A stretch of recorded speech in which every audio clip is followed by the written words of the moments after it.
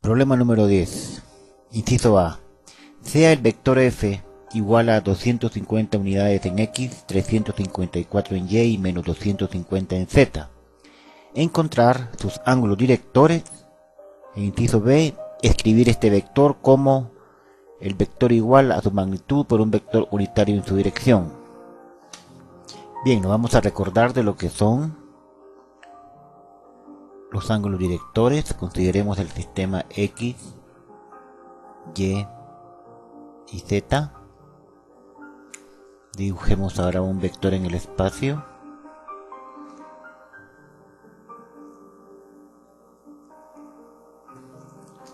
Llamémoslo entonces al ángulo que forma el vector con el eje de las X, ángulo director alfa, con el eje de la Y, ángulo director beta, con el eje de la Z, ángulo director gamma.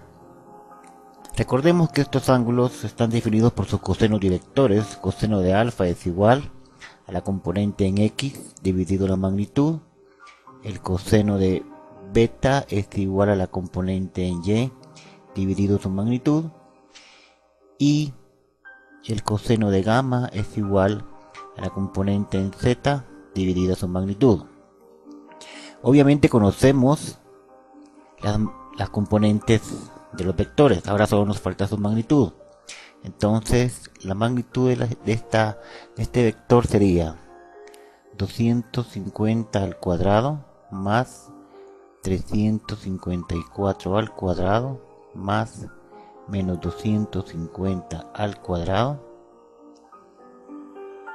y esto da como resultado 500.3 unidades. Por lo tanto, podemos calcular que el coseno del ángulo director alfa sería la componente en X 250 dividido la magnitud, que es 500.3. Esto es igual a 0.50, lo que implica que alfa es igual al coseno inverso de 0.50, o sea 60.02 grados. De igual manera, el coseno de beta sería la componente en Y, que serían 354 dividido la magnitud, que son 500.3. Esto es igual a 0.71, de donde beta es igual al coseno inverso de 0.71, y esto da como resultado 44.96 grados. También el coseno de gamma es igual a la componente en Z, que sería menos 250 dividido su magnitud, que son 500.3. Esto es igual a menos 0.50, de donde gamma es igual al coseno inverso de menos 0.50, que es igual a 119.98 grados. Según los resultados, podemos colocar los ángulos directores como números enteros. Alfa igual a 60 grados, beta igual a 45 grados y gamma igual a 120 grados.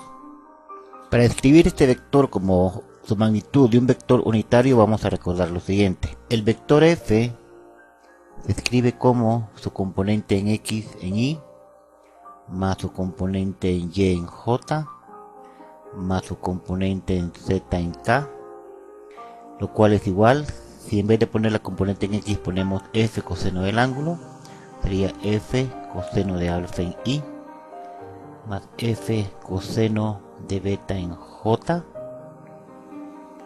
más f coseno de gamma en K. Y aquí, si sacamos el factor común f, tendríamos entre paréntesis coseno de alfa en Y más el coseno de beta en J más el coseno de gamma en K.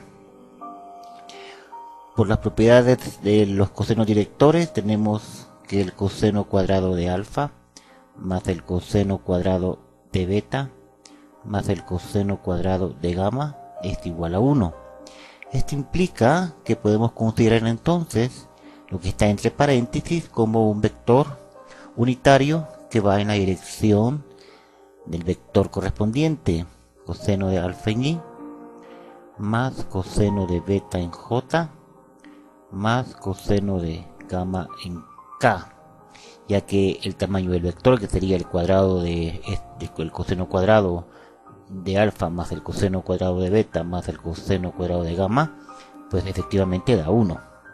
Por lo tanto, el vector f lo podemos colocar como su magnitud, que serían 500.3 unidades, por un vector unitario, que sería los cosenos directores, que aquí los tenemos calculados, o sea, sería 0.50 en I, más 0.71 en J, y menos 0.50 en K.